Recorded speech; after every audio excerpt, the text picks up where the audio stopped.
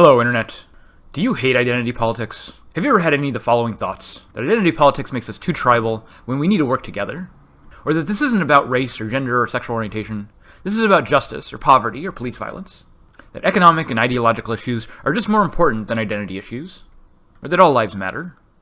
Or if you sympathize with this tweet from Michael Shermer, that science is universal, international, inclusive, nonpartisan, apolitical, agender, a-race, a-ideological, so don't inject identity politics. If you sympathize with any of these claims, then get ready to change your mind. Because in this video, I'm going to argue that r/place shows how identity politics works without all the human bullshit getting in the way. By human bullshit, I mean all this human bullshit. This is the human bullshit we usually call identity politics, and it tends to make people really angry. And that's fine because, look, dealing with human bullshit sucks. For everyone. But if you get defensive, hostile, or roll your eyes when any of these issues come up, you're just an asshole. Because this is the bullshit that human lives are made of. The politics around these issues impact the daily experiences of real human beings. So if you care about people at all, then you should care about this bullshit, because that's what it means to care about people. People are made of this bullshit. That doesn't mean you have to like it, but it does mean you're going to have to deal with it in any social system. And if you don't want to deal with this bullshit, that really means you just don't care about people. And if you don't care about people, you're an asshole, by definition. Okay, assholes are another kind of human bullshit we all have to deal with, and that also sucks. But this video is for the assholes. This video is for the people who refuse to think about identity politics in any of these terms, but still need to be educated about how identity politics works. And Reddit's r/place is really the best way to get this education, mostly free from all the human bullshit. Hopefully you've seen this image by now, but if you haven't, it's one of the most important images that the internet's ever created. For April Fool's this year, Reddit allowed registered users to log on to this large blank canvas, 1,000 pixels by 1,000 pixels. Users were allowed to change 1 pixel every 5 minutes. About 1 million registered users contributed to this large-scale collaborative artwork. This is likely the largest collaborative artwork ever created, and it's really one of the most fascinating cases of social dynamics I've ever seen. And I think the best way of understanding how this image gets formed, all the dynamics and activity that you see as this image develops, I think identity politics is precisely the tool required, and I think all the people that are hostile to identity politics are also blinding themselves to the explanations for these amazing human social dynamics. I want to explain to you how this image develops in terms of identity politics, because that's really what's going on. So these are real links in the slideshow, and you can click on the slideshow in the description to the video. I've also collected a list of other digital collaborative art projects. These are all precursors to the kind of collaborative art that Reddit is experimenting with. So this is a domain that I've studied a lot. I'm a goon, so I saw a lot of the Something Awful projects developed as they happened. And I've been fascinated with these digital collaborative projects for quite a long time. This is the final image after the 72 hours was up. Over 1 million unique users placed over 16 million tiles. The biggest constraint on this activity was the 5 minutes per pixel per user. 5 minutes per pixel over 72 hours means that each user could place a maximum of 864 pixels, which is roughly a 36 by 24 pixel image, about the size you see here. The fact that users couldn't contribute more than this small amount goes some way to visualize just how much collaboration and coordination went into the production of the final image. It's a momentous and humbling human achievement, and I think it's one of the best depictions of mimetic space that we have available to talk about the phenomena. As a first step to critical analysis, we might just document all the kinds of memes we see in this final image. The most obvious things that you see are things like national flags, corporate logos, a lot of gaming logos. There's a lot of technological interface stuff, the connection loss at the top, the start bar at the bottom. By the way, if you don't know, the QR code right under the connection lost is Rickroll. There's also a lot of memes from art history, the Mona Lisa, the Van Gogh. And there's also a lot of memes. Dat Boy and He-Man make an appearance. The Darth Plagueis meme is epic. There's some specific and very basic manipulation of color and space. The Rainbow Road is probably the best example of this, but also the colors from the corner. There's a lot of pixel art and digital art that's characteristic of the internet. There's also just a lot of noise, right? It's not a clean image. There's stray artifact pixels all over the place. Most of the discussion of this image online has been about the particular communities and their efforts to coordinate some of the larger and more impressive pictures here. Quite a lot of the discussion has been about the different color regions, and in particular the Void, who had the goal to fill the space with black. My goal in this video is not to document the history and development of this image. Instead, I want to use examples from its development to highlight features of how social identity works in shared social spaces. The wonderful thing about this image is that the identities at play don't intersect very strongly with our traditional conception of identity politics. So I'm hoping we can use this image to talk more abstractly about identity politics without any of that human bullshit getting in the way. Now you might think that r/place has nothing to do with social identity, so what the fuck am I talking about? At a very basic level, what you need to understand is that social identity is how our brains process social spaces. As Richard Jenkins says, identity is the human capacity rooted in language to know who's who and hence what's what. Social identity is how we know what's going on in the world and what everyone is doing and where we fit into the system. That means both your own motivations and decisions for acting in the social world.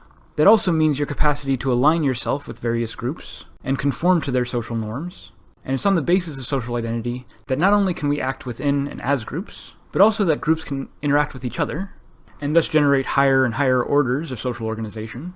Social identity is not just about knowing who I am, but it's also about knowing who you are, what you plan to do, who you're affiliated with, how those affiliations intersect with all of my affiliations, whether we're in conflict or can cooperate, and how all these social tensions will shake out when we're thrown into the same space. This was precisely the kind of reasoning that was generating the communities and organization that we saw in r/place.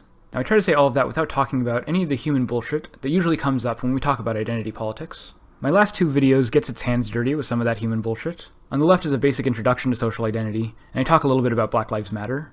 And on the right is a more abstract discussion about identities and their relationship to individuals. And in this video I talk a little bit about criticisms that some women have of trans women.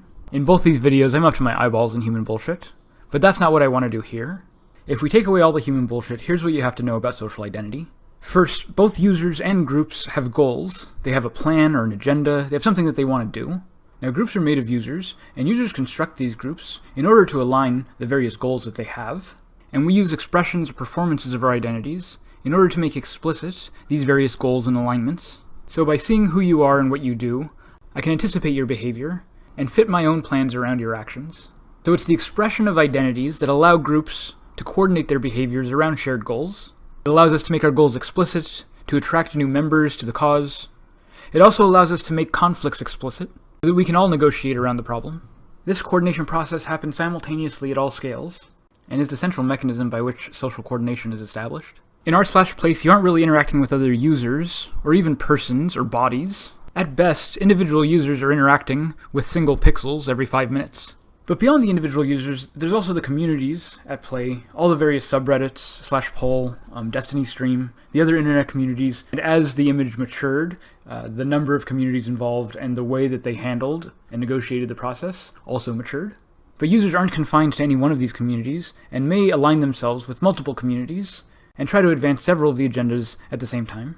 That's possible even when these communities have conflicting goals. Even though they fight over space, it's possible for the user to be part of both agendas at the same time. This is part of the complex and internally inconsistent way that communities and social identities develop. Even beyond the individual users and the communities organizing various pictures, there's other relevant participants that we should probably talk about. For one thing, the images themselves constrain how they can be constructed within this space. So the American flag, it looks a particular way, and if you want to represent the American flag, then you need to have a certain number of stripes, and it needs to be structured a certain way. And having the agenda of representing the American flag in r/place locks you into that structure that you're duplicating. So just the images themselves has some influence over how the whole thing develops. If your chosen image requires a certain amount of space, then simply aligning yourself with that agenda might put you in conflict with lots of other images competing with that space. This has nothing to do with whether or not you like those communities or the people in them. It has to do with the agenda that you've set for yourself and how committed you are to realizing those goals. And that's going to differ from user to user and from community to community. It's also worth mentioning that towards the end of r/place, quite a lot of bots were being used for precise placement of pixels in order to pull off those perfect logos. So all these different identities are negotiating their expression in this shared space. And what you're going to see in each of these interactions is how the negotiation for space plays out among lots of interacting identities, some who are less cooperative than others. The last participant that has to be mentioned here is the history of this development over time. Every placement of a pixel has some influence over how the other pixels around it are placed, and you have to build and work with the pixels around you. So if you want to start an American flag, you can't just start an American flag anywhere, you have to work on the space that everyone else is working. So that history of work, even before you got there, influences the work that comes after it. This means very early decisions in the process have a huge influence over how the overall structure develops. Alright, enough yammering about theory. The most obvious example to start with of how identities shape the organization of social space is the blue corner, who conveniently label themselves as the blue corner with a block of color that isn't blue. Just stop and think about that for a second. I mean, first of all, anyone who isn't colorblind and older than 4 can just look at the corner and tell that it's blue. In fact, far more people can recognize that it's blue. They can actually read the label that says that it's blue. Right, so what purpose is this serving? And second of all, isn't it self-defeating? I mean, why would a group who wants to turn the corner blue deliberately put a big square of color in their corner that isn't blue? And remember the effort that it takes to turn each one of those pixels into some color other than blue. Right, so how does this make any sense? If you don't understand the motivational power of identification, then this whole thing is going to seem confusing. But look at what's accomplished through the effort of making that identity explicit. First of all, it sets a clear agenda. Look, this is the blue corner, and we're turning this motherfucker blue. But even more important, it attracts other users to contribute to that agenda. Oh, is that what we're doing? Well, hey, I know how to help. By explicitly labeling it as the blue corner, the community is easily able to attract new members to the cause, and anyone coming to r/place knows exactly what the people are trying to do in this corner, and what they can do to help. And with a clear agenda set, it becomes easy to plan in advance and anticipate future developments within the community. So you see the blue grid extending a rectangle around the region already covered in blue. This is a kind of advanced scouting. This is anticipatory infrastructure designed to push the agenda of the blue corner. It's really pixel colonialism, staking out ground for the empire. And this kind of advanced planning is only possible because the community has made its agenda clear in advance through an explicit expression of its identity. Of course, this cuts both ways, and an explicit identification of norms also makes those norms that much easier to violate. Oh, everyone's doing the blue corner, eh? Well, fuck you, here's my red pixel. This is basically what Destiny's Stream did when it invaded the blue corner with a big cloud of magenta. But even the organized and concerted efforts of deliberately non-cooperative communities don't last very long in this space. Because when the agenda of a community is clearly set, it also makes its norms easy to enforce by its motivated members. So in the blue corner, it's really easy to see that the red pixel is a violation, and it's really easy for anyone to correct it and keep things on track. So the first lesson here is that identities give communities a purpose, and they perform better when those identities are made explicit. And if a community resonates strongly enough with an identity, it can fuel a tremendous amount of passionate and self-motivated creative energy. So in this image, you can see the first explosive growth of the blue corner, and all the advanced infrastructure that it lays out in advance that it never quite manages to fill. You can see the weak-ass magenta attack from Destiny's Stream in the blue corner, but it doesn't really do that much damage. Soon after that, the blue corner starts to be inhabited by all the other logos, looking to make some room to call their own. But even after the blue corner loses the bulk of its space, you can still see the concerted efforts of this once great empire trying to retain its homeland. Right? Look at them fight desperately to retain just a little bit of blue corner. These people are fighting for nothing more important than the bottom right corner of the r/place image. But look at the commitment and the fight right up until the bitter end. This is the kind of community engagement that comes with the establishment of a clear identity from the outset. If you want to know why people care so much about social identity and its expressions in social spaces, take a look at the blue corner. And if you think this is just some quirk of the blue corner, here's a random screen cap of a piece of the final image. And even though the green lattice and the rainbow road and the Darth Plagueis memes take up a large chunk of the space, I still count 20 different subreddits, each self-identifying in words. I've marked them in green circles here, it's a little hard to see, and I'm sure I've missed a few. And this doesn't count all the other identifying symbols in this space, the logos, the icons, the phrases, the flags. Again, remember the amount of work it takes to write any of these words.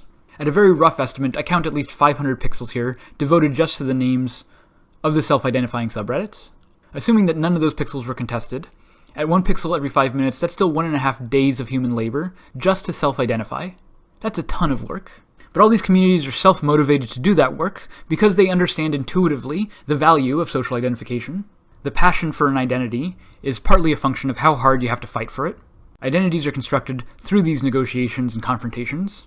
It's tempting to think of these interactions as merely fights, and to frame it all as a competition over limited resources.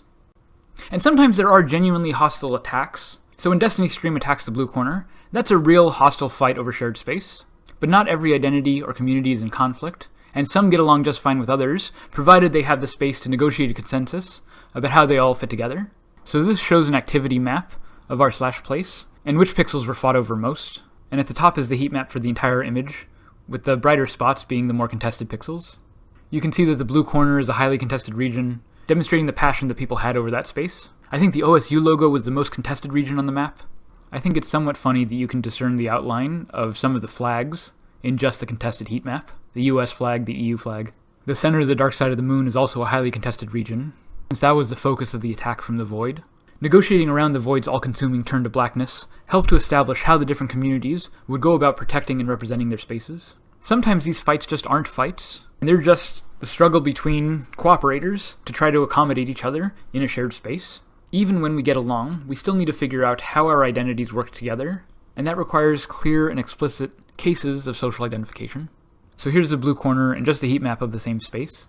There are some highly contested regions, but the big thing to notice is that most of the space isn't contested. Most of the space is black.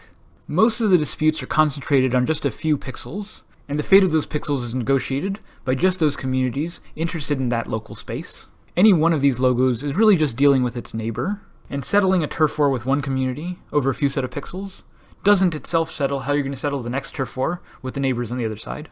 Working through these disputes in order to establish a consensus among the participant identities is how the whole space is organized, and the development of the whole image is characterized by these conflicts over space and identity.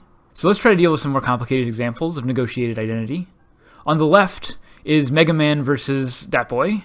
Mega Man and Dat Boy don't need to be competing for space, and they actually start pretty far apart. But as this laser grows, something has to give. If this were a winner-take-all competition, then you might imagine that either Mega Man's blue laser covers the whole scene, or Dat Boy covers the whole scene, and that you can't have it both ways. But what happens instead is you get a combination of both identities, where Dat Boy has been clearly dissected by the laser. This is not one image being assimilated into the other, and it's also not by letting one identity dominate the other. These are the two identities interacting and creating, in a sense, a new identity that wasn't there before. And the very best example of this phenomena at work is the almost too explicit takeover of the France flag by the Germany flag, and the construction of the EU flag at the point where they intersect. It's sappy enough to be a Pepsi commercial. If you pay attention to the larger image, the EU flag was actually trying to establish itself up closer to the American flag, but that place got taken over by the void, and so the EU had to re-establish itself at this intersection between the French and German flag. The point here is that these two communities have what might be conflicting identities, but the way they resolve these identities is not by abandoning them. The aim here is to establish a stable consensus among all the participating identities. That consensus is stable when all the participants are satisfied with their identities and see no need for further radical change. In this video, I've mostly talked about the blue corner, but there are plenty of other cases in the image of interesting dynamics over identity in space. My goal here was to look at a few examples to make the role of identity explicit in the organization of this kind of space. To recap some of my key points, remember that identities give communities purpose, focus, and passion. It's because of the explicit expression of their identities that the community is able to get along and accomplish anything at all. The more explicit those identities are rendered, the easier it is for groups to coordinate their activity around shared goals. These identities don't exist in a vacuum, but they're always negotiated in shared spaces with other communities which have their own goals, norms, and interests. These negotiations aim not just to establish dominance, but really to achieve a consensus so that all the identities in the space can be accommodated. These negotiations are always local, between direct neighbors with some stake in the fight, and achieving that consensus always requires some sort of compromise. The identities at stake adjust themselves and each other to accommodate the entire field. So listen, asshole. Identities don't make us tribal, they make us organized and effective cooperators. We use the word tribal the way that Enlightenment era thinkers use the word savage, and it really has to stop. You have to understand that none of us can get anything we want without making our identities explicit and our interests clear to each other. The more explicit our identities are, the easier it is to cooperate and to defend against the non-cooperators. And taking identity seriously is how we tackle every project together. That's just as true in science, as it was in our place, as it is everywhere else. And if you feel motivated to reject identity politics, you have to recognize that's because you have a stake in the fight, and you'd rather not deal with the fact that you're an asshole. It's much easier to be an asshole than to negotiate with your neighbors. But whether you like it or not, you have to negotiate, because this isn't your space, this is our space, and you have to learn to live in it. Thanks for the attention.